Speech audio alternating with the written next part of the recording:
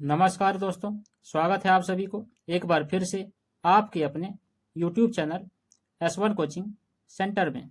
Friends, आज हम लोग एक बार फिर से रेलवे साइंस का प्रैक्टिस सेट करने जा रहे हैं, जिसमें आज के वीडियो में हम लोग प्रैक्टिस सेट 23 करेंगे। ठीक है, बाकी का प्रैक्टिस सेट जिसने नहीं देखे हैं वो चैनल के प्लेलिस्ट में जाकर के देख सकते हैं। तो चलिए आज के प्रैक्टिस सेट का सबसे पहला क्वेश्चन देखिए। सबसे पहला क्वेश्चन क्या है कि नेफ्रॉन किससे संबंधित है। तो बताइए नेफ्रॉन किससे संबंधित है?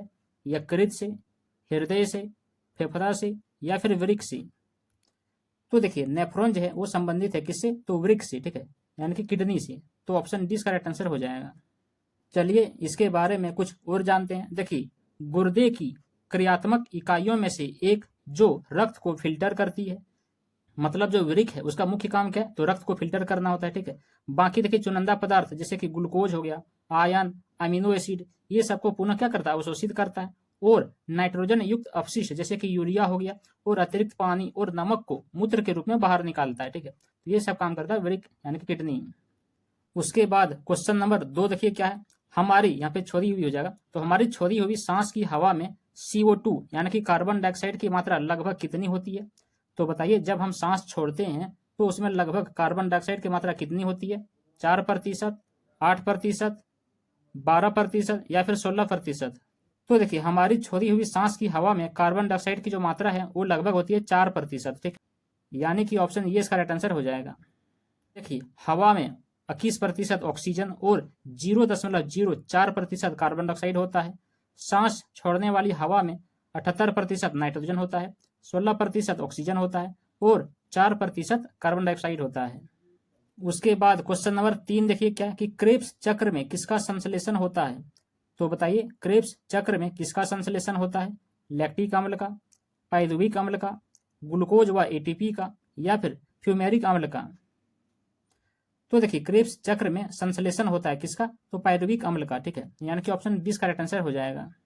देखिए क्रेब्स चक्र वायवीय श्वसन की दूसरी अवस्था होती है। यह कोशिका के माइटोकॉन्ड्रिया में होती है। इस क्रिया में ग्लूकोज का अंत पदार्थ पाइरुविक अम्ल पूर्ण रूप से ऑक्सीकृत होकर के कार्बन डाइऑक्साइड और जल में बदल जाता है तथा अधिक मात्रा में ऊर्जा मुक्त होती है। उसके बाद क्वेश्चन नंबर 4 देखिए क्या है। देखिए अपोहन, इसको इंग्लिश में डायलिसिस बोलते हैं। तो अपोहन या डायलिसिस का प्रयोग किस क्रिया को पूरा करने के लिए होता है? तो बताइए अपोहन या डायलिसिस का प्रयोग किस क्रिया को पूरा करने के लिए होता है?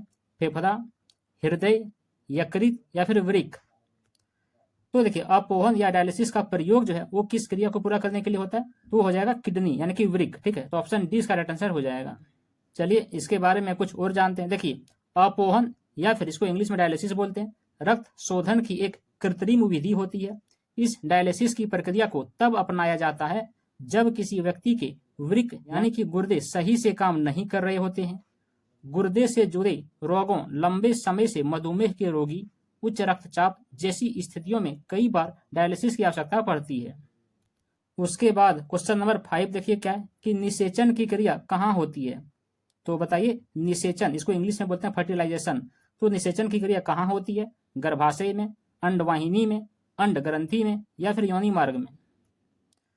तो देखिए निषेचन की क्रिया कहाँ होती है? तो अंडवाहिनी में। ठीक है, यानी कि ऑप्शन 20 का राइट आंसर हो जाएगा। चलिए इसके बारे में कुछ और जानते हैं। देखिए मानव शरीर में निषेचन फेलोपियन ट्यूब यानी कि डिंब वाहिनी नलिका में होती है।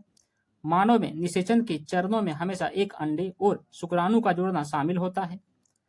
प्राकृतिक गर्भाधान में पुरुष शुक्राणु महिला के शरीर के अंदर महिला के अंडे को निषेचित करता है। ठीक है, उसके बाद क्वेश्चन नंबर 6 देखिए क्या है कि गर्भाशय में शिशु के विकास की जानकारी हेतु किसका प्रयोग किया जाता है? तो बताइए गर्भाशय में शिशु के विकास की जानकारी के लिए किसका प्रयोग किया जाता है? एक्स किरणें का, गामा की, यहाँ पे किरणें हो जाएगा, गामा किरणें का, अल्ट्रासाउंड का या फिर अल्ट्रावायलेट किरणें का? तो देखिए गर्भाशय में शिशु के विकास की जानकारी हेतु जो प्रयोग किया जाता है उसका नाम क्या है? उसका नाम है अल्ट्रासाउंड। ठीक है, यानी कि ऑप्शन सी इसका राइट आंसर हो जाएगा। देखिए गर्भ के अंदर भ्रूण के विकास की जांच के लिए अल्ट्रासाउंड का उपयोग किया जाता है। अल्ट्रासाउंड को प्राथमिकता दी जाती है क्योंकि यह मानव शरीर के लिए हानिकारक नहीं होता है और अल्ट्रासाउंड एक गैर हानिकारक तकनीक भी होती है, इसीलिए इसमें नाजुक शिशु के निरीक्षण के दौरान न्यूनतम जोखिम होता है।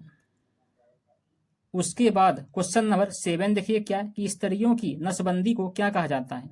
तो बताइए स्त्रियों की नसबंदी को क्या कहा जाता है, वेसेक्टोमी, ट्यूबेक्टोमी, न्यूरोटोमी या फिर साइक्रोटोमी। तो देखिए स्त्रियों की नसबंदी को कहा जाता है क्या, ट्यूबेक्टोमी, ठीक है। और पुरुषों की नसबंदी को कहा जाता है वेसेक्टोमी। तो यहाँ पे स्त्रियों की नसबंदी क्या हो जाएगा, ट्यूबेक्टोमी, ठीक है। तो यानी कि ऑप्शन 20 करेक्ट आंसर हो जाएगा। देखिए महिलाओं की नसबंदी को मेडिकल शब्दावली में ट्यूबेक्टोमी कहा जाता है, जबकि पुरुषों की नसबंदी को वेसेक्टोमी कहा जाता है, ठीक है। उसके बाद क्वेश्चन नंबर 8 देखिए क्या है, निम्न में से कौन एक ग्रंथि नहीं है। तो बताइए इनमें से कौन है जो एक ग्रंथि नहीं है, थायराइड, यकृत, अग्नाशय या फिर जठर। तो देखिए यहाँ पे थायराइड, यकृत और अग्नाशय ये तीनों जो है वो क्या है, एक ग्रंथि है, लेकिन जठर जो है ग्रंथि नहीं है, ठीक है। तो यानी कि ऑप्शन डी इसका करेक्ट आंसर हो जाएगा। चलिए अब एक एक करके सब कुछ जानते हैं। देखिए जठर ग्रंथियों में स्रावित पाचन रस को जठर रस कहा जाता है। जठर रस किसे कहते हैं, तो जठर ग्रंथियों में स्रावित पाचन रस को जठर रस कहा जाता है, ठीक है। जो भोजन पेट में प्रवेश करता है इस जठर रस के साथ मिलने पर अम्लीय हो जाता है, यानी कि एसिडिक हो जाता है। जठर रस में HCl मतलब हाइड्रोक्लोरिक अम्ल, पेप्सिनोजेन, रेनिन और लाइपेज होते हैं, ठीक है। उसके बाद देखिए कि ग्रंथियां पूरे शरीर में स्थित महत्वपूर्ण अंग होते हैं। वे ऐसे पदार्थों का उत्पादन और विमोचन करते हैं जो कुछ कार्य करते हैं। हालांकि आपके पूरे शरीर में कई ग्रंथियां होती है और वैसे भी वे दो प्रकार के होते हैं। कौन कौन, एक अंतःस्रावी ग्रंथि और एक होता है बहिःस्रावी ग्रंथि, ठीक है। उसके बाद क्वेश्चन नंबर 9 देखिए क्या है कि मानव शरीर के किस ग्रंथि को मास्टर ग्रंथि कहा जाता है।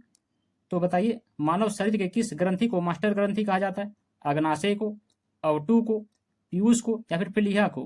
तो देखिए मानव शरीर के किस ग्रंथि को मास्टर ग्रंथि कहा जाता है, तो पीयूष ग्रंथि को, ठीक है। तो यानी कि ऑप्शन सी इसका करेक्ट आंसर हो जाएगा। चलिए इसके बारे में कुछ और जानते हैं। देखिए पीयूष ग्रंथि को मास्टर ग्रंथि कहा जाता है क्योंकि यह ग्रंथि अन्य सभी अंतःस्रावी ग्रंथियों के हार्मोन स्रावन को प्रेरित एवं नियंत्रित करती है। जैसे पीयूष ग्रंथि के द्वारा स्रावित TSH हार्मोन, TSH का मतलब क्या होता है, तो थायराइड स्टिमुलेटिंग हार्मोन, ठीक है। तो थायराइड ग्रंथि को थायरोक्सिन बनाने के लिए उत्तेजित करता है। उसके बाद क्वेश्चन नंबर 10 देखिए क्या है कि मनुष्य के शरीर की सबसे छोटी ग्रंथि कौन सी है।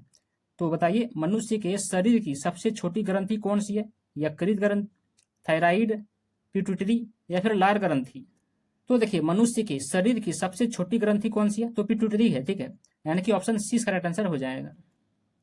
देखिए आपकी पिट्यूटरी ग्रंथि एक छोटी मटर के आकार की अंतःस्रावी ग्रंथि होती है। देखिए इसको इंग्लिश में पिनियल ग्लैंड भी बोलते हैं, ठीक है। तो ये क्या था, मटर के आकार का होता है, ठीक है, जो आपके मस्तिष्क के आधार पर आपके हाइपोथैलेमस के नीचे स्थित होता है। यह कई महत्वपूर्ण हार्मोन जारी करता है और कई अन्य अंतःस्रावी तंत्र ग्रंथियों के कार्य को नियंत्रित भी करता है।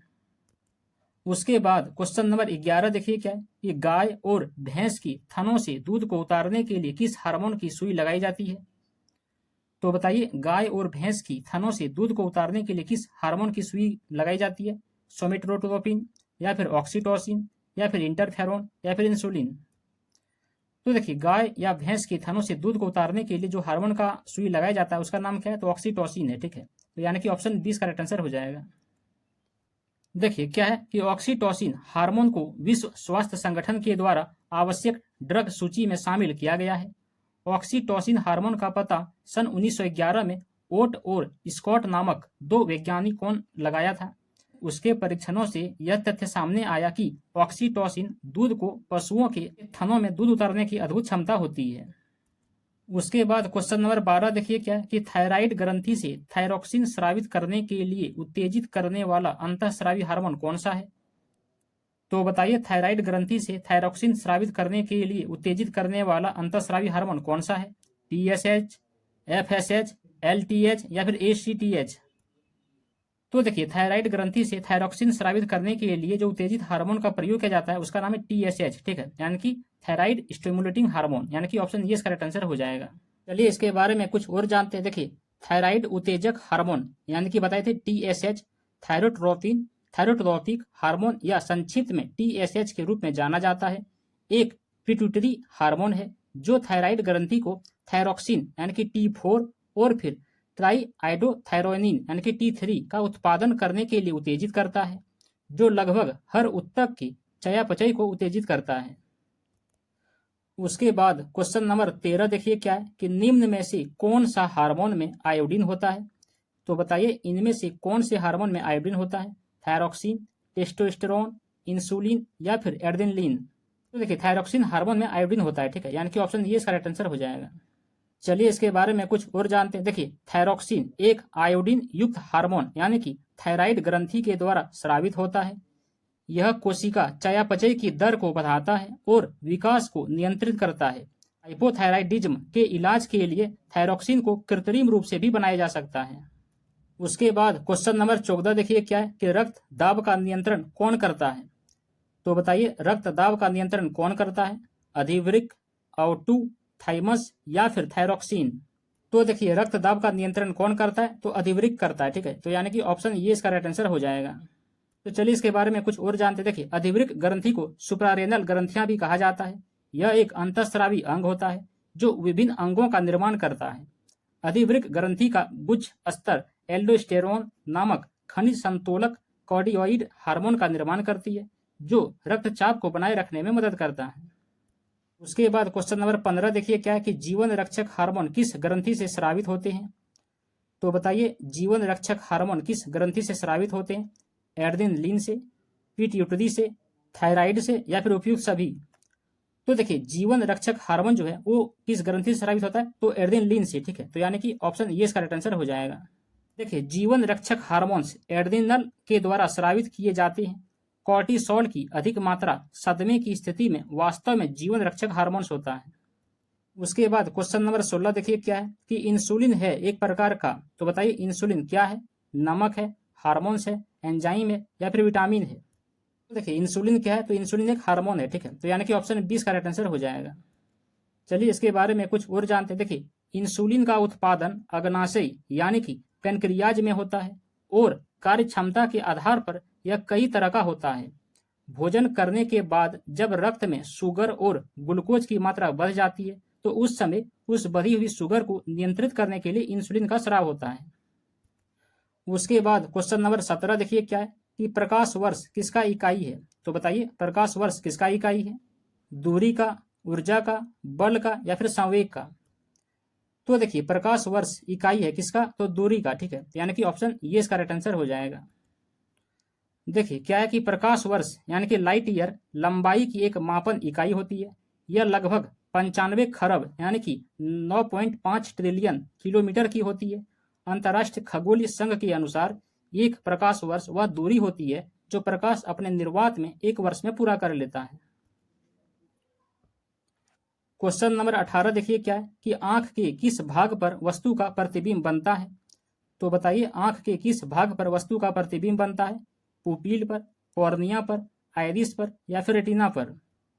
तो देखिए आंख के किस भाग पर वस्तु का प्रतिबिंब बनता है, तो रेटिना पर, ठीक है, तो यानी कि ऑप्शन डी इसका राइट आंसर हो जाएगा। देखिए क्या है कि मानव आंख अपने रेटिना पर किसी वस्तु की छवि बनाती है। मानव आंख की लेंस प्रणाली एक प्रकाश संवेदनशील स्क्रीन पर एक छवि बनाती है जिसे रेटिना कहा जाता है। कॉर्निया नामक एक पतली झिल्ली के माध्यम से प्रकाश आंख में प्रवेश करता है और मानव के रेटिना पर बनने वाला प्रतिबिंब वास्तविक तथा उल्टा होता है। उसके बाद क्वेश्चन नंबर 19 देखिए क्या है कि आइरिस का क्या कार्य है। तो बताइए आइरिस का क्या कार्य है। प्रतिबिंब बनाना, नेत्र लेंस की सुरक्षा करना, पुतली के आकार को नियंत्रित करना या फिर रेटिना पर बने उल्टे प्रतिबिंब को सीधा करना। तो देखिए आइरिस का क्या काम है, तो आइरिस का काम है पुतली के आकार को नियंत्रित करना, ठीक है, यानी कि ऑप्शन सी इसका राइट आंसर हो जाएगा। देखिए क्या कि आइरिस यानी कि इसको हिंदी में परितारिका बोलते हैं। तो मानव तथा अधिकांश स्तनधारियों एवं पक्षियों की आंख के भीतर की एक पतली वृत्ताकार संरचना होती है जिसका काम आंख के तारे यानी कि पुपिल के व्यास को नियंत्रित करना होता है। उसके बाद इस सेट का आखिरी क्वेश्चन नंबर 20 देखिए क्या है कि त्वचा का रंग किसके कारण होता है। तो बताइए त्वचा का रंग किसके कारण होता है। एंजाइम के कारण, हार्मोन्स के कारण, एपिडर्मिस के कारण और मेलानिन के कारण। त्वचा का रंग होता है किसके कारण, तो मेलानिन के कारण, ठीक है, यानी कि ऑप्शन डी इसका राइट आंसर हो जाएगा। चलिए इसके बारे में कुछ जानते हैं। देखिए एपिडर्मिस, तो एपिडर्मिस क्या होता है, तो त्वचा का सबसे बाहरी पार्ट जो होता है उसी को एपिडर्मिस कहते हैं, ठीक है, यानी कि एपिडर्मिस में मेलानिन होता है। वह वर्णक जो त्वचा को उसका रंग देता है आपके मेलानिन की मात्रा आपकी त्वचा, बालों और आंखों का रंग निर्धारित करता है। तो बस इतना ही था फ्रेंड्स। कैसे लगा ये वीडियो कमेंट में जरूर बताइएगा। चलिए मिलते हैं अगले वीडियो में, तब तक के लिए धन्यवाद। जय हिंद।